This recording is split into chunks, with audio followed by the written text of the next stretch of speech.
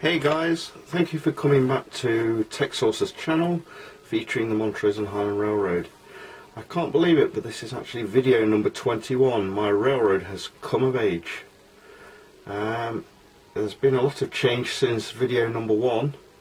The layout has changed from a DC layout to DCC. There are a lot more locomotives on the layout, a lot more rolling stock, and the scenery has come on in leaps and bounds. More of that later. Anyway, thank you for popping in, and let's take a look and see what we can see on the layout. Okay, so that's all the seriously heavy stuff out of the way, and with that said, let's take a look at the layout. You'll probably notice some new locomotives on there, such as this C44-9W in Montrose and Highland Railroad livery. This loco is actually made up of lots of spares and scraps. The body shell from one supplier, the motor and chassis from a friend in New York. Hello to Ed. The strips that connect the trucks to the motor itself, they're actually off an Atlas SD50, soldered in place. Once they're soldered, then they work quite well, and it's actually my first attempt at weathering. Let's just say I have mixed feelings about the results. Obviously the fueling stage is also DCC equipped now. Moving over here, you'll probably be able to see there the Lackawanna Heritage Unit. I'm not sure it'll focus, unfortunately. I'll try and do it manually with arm's reach rather than the zoom on the camera. Lackawanna, that's another new locomotive.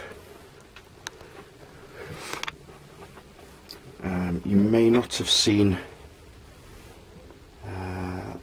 this Canadian Pacific locomotive. That's another fairly new one. And off camera, I'm just making some arrangements of locomotives. Here's a Gevo in BNSF, which is a reasonably new locomotive, and these next two locomotives are ones which I find really interesting. Imagine, if you will, that BNSF are considering buying heritage units of their own, either SD70 Aces or ES44 AC Gevos, and they've secretly contacted the Montrose and Highland Railroad to paint two locomotives in heritage schemes. So here's number 701, an SD70 Mac in Northern Pacific livery. I actually purchased this off eBay from a chap in Gosport in Hampshire, and from the same chap I also bought this one here, which is the Spokane, Portland and Seattle C44-9W. This locomotive ran very well straight out of the box. Again, it's from the same supplier. This locomotive arrived with probably the dirtiest wheels I've ever seen on a second-hand locomotive. Runs fine now, but it took some coaxing to get it to run well, as I will show you.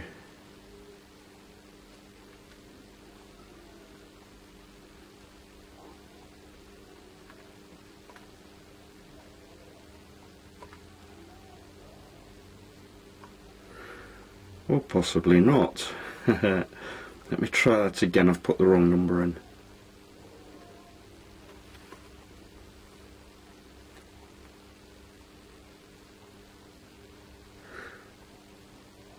Don't worry, I will edit this out later. Okay, Not to worry, let me put that on pause and then I'll do a run past. Okay, so we'll do a run past with 701 in Northern Pacific livery. It is a bit noisy, it needs a bit of running in, I'm afraid.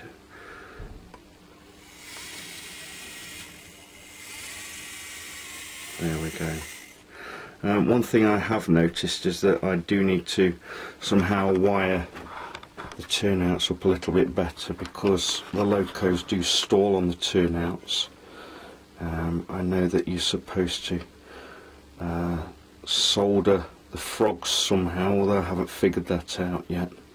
So whoever said that DCC is just a matter of putting one wire to one track and one wire to the other, they were actually exaggerating. As you can see, 5804 has now stalled on the frog. Okay, so sorry about this. There we go. Once you're off the frog, it runs just fine. And now hopefully, he says 700 should also run.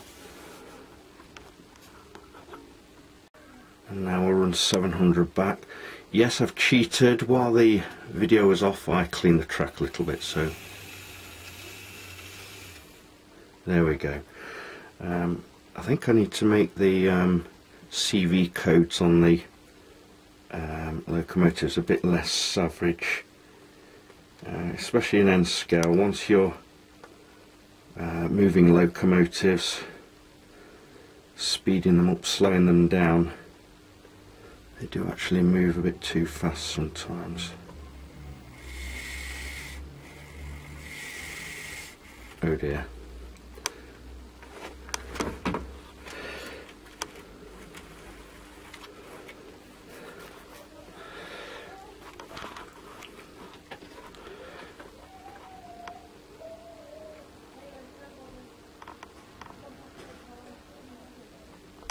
I'll just move the Chivo, BNSF Chivo back up the yard again.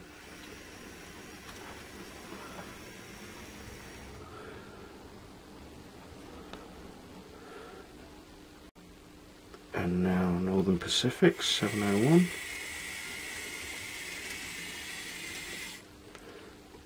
And finally select loco 700, enter.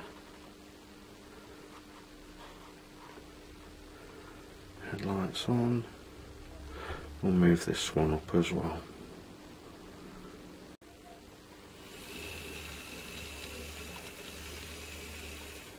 I think I might have to change some of the CV settings on the DCC, the variables, because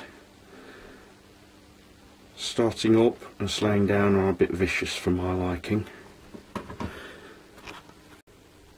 Anyway, thank you for watching another Montrose and Highland Railroad video. It's the height of summer at the moment, July, so it's very hot in the shed here.